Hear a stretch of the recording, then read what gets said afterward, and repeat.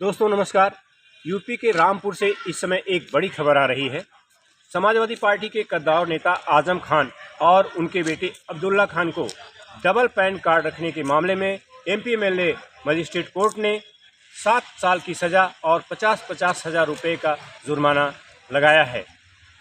इसको लेकर के आम जनमानस में कौतूहल है। 2 पैन कार्ड यूज़ करने वाले सावधान हो जाए, इसके लिए हमने विशेषज्ञ से बात किया, अधिवक्ताओं से बात किया। 2013 में अब्दुल्ला आजम खान ने एक पैन कार्ड बनवाया था।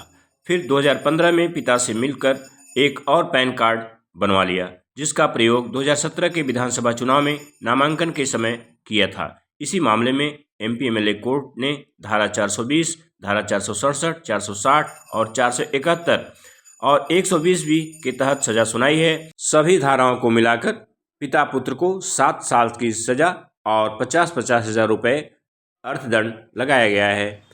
इससे फैसले से समाजवादी पार्टी को बहुत विशेष झटका तो लगा ही है, साथ ही साथ फर्जीवाड़ा करने वाले नेता, मंत्री, विधायक और उन बिजनेसमैन तथा सामान्य लोगों के लिए इस फैसले का विशेष संदेश है। आप चूँकि इनकम टैक्स के अधिवक्ता भी हैं, तो आज एक मामला आया है रामपुर से। वहाँ आजम खान जो ये 2 पैन कार्ड बनवाए थे। क्या है पैन कार्ड? मतलब एक आदमी pan card permanent account number है। इनकम टैक्स में उसका एक आइडेंटिटी नंबर है। एक तरह से सारे इनकम टैक्स के काम या आर्थिक काम पैन के थ्रू ही होते हैं, और किसी भी आदमी को 2 पैन रखना इनकम टैक्स के हिसाब से गलत है, और उसमें विभाग पेनल्टी भी लगाता है। धारा 272 बी के अगेंस्ट 10,000 की पेनल्टी है। और मैं तो ये सजेस्ट करूँगा कि अगर कोई के पास 2 पैन है तो उसको तुरंत जल्द से जल्द उसको अपना देख के एक पैन अपना डिलीट करवा दे, नहीं तो कभी भी किसी के साथ भी इस तरह की नोटिसें आ सकती हैं और पकड़े जाने पे 10,000 पेनल्टी लग जाएगी। अच्छा, ये कैसे पता चल पाएगा कि किसी के पास 2 पैन कार्ड है? कुछ इस पे किसी भी पैन सेंटर पे जाके वो पता कर सकता है कि 2 पैन हमारा। कभी कभी होता है लोग गलती से एक बनवा लेते हैं, वो पैन नहीं आता है, गलती से दूसरा नया अप्लाई कर देते हैं, तो भी डबल बन जाता है लोगों का। आमतौर पे गलती से ही लोगों का बन जाता है। इंटेंशनली अगर कोई बनवा रहा है या डिपार्टमेंट पकड़ता है कि इंटेंशनली इन्होंने 2 पैन बनाया तो पेनल्टी लग जाती है। आयकर विभाग क्या पेनल्टी लगाता है और कोर्ट में क्या सजा है? आयकर विभाग 272 बी धारा है इनकी, जिसके तहत 10,000 की पेनल्टी लगाता है।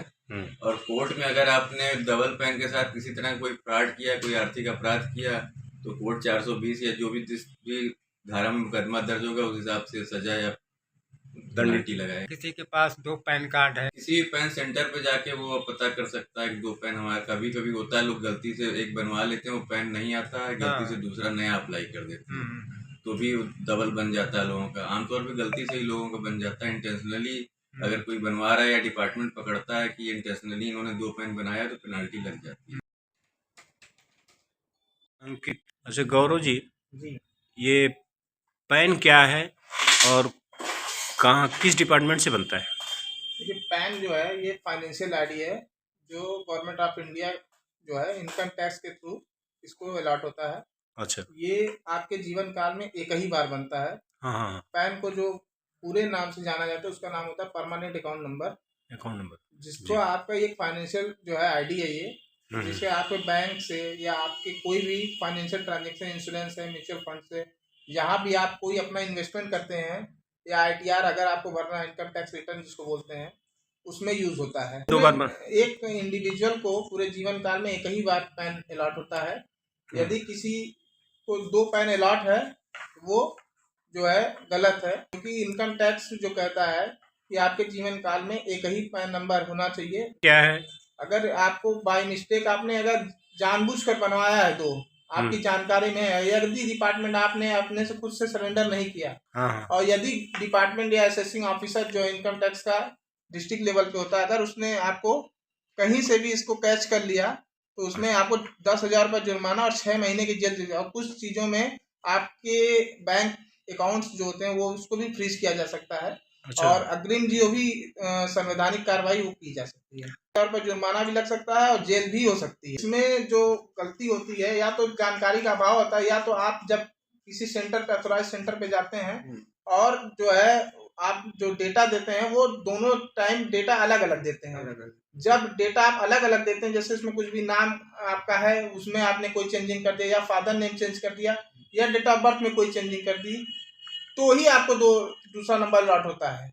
अदरवाइज अगर आप सेम डेटा दे के अप्लाई करते हैं तो वो आप दे भी दिए तो भी वो अलॉटमेंट नहीं होता, डिपार्टमेंट आपको रोक देता है और आपको बता देगा कि ऑलरेडी आपके नाम से पैन इशू हो चुका है। कोर्ट में ही इसकी सजा है। ये 1961 इनकम टैक्स की एक्ट 272B में, इसमें आपको 6 महीने तक की जेल और जो है 10,000 रुपये जुर्माना लगा सकता है, और अगर केसेस आपके संगीन अपराध में है तो उससे ज़्यादा की भी कार्रवाई हो सकती है और आपको जो है मनी लॉन्ड्रिंग जैसे केस में भी रोका जा सकता है। रामपुर की अदालत ने आजम खान को वो 7 साल की सज़ा सुनाई है।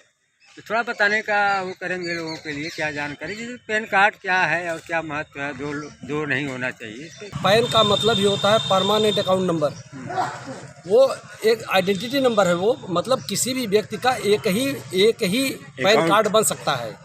किसी भी व्यक्ति का एक ही पैन कार्ड बन सकता है और उस पैन कार्ड के आधार पर पैन कार्ड इतना एथेंटिक होता है कि वो समझिए आधार से भी ज़्यादा एथेंटिक होता है और उसकी मान्यता हर जगह है।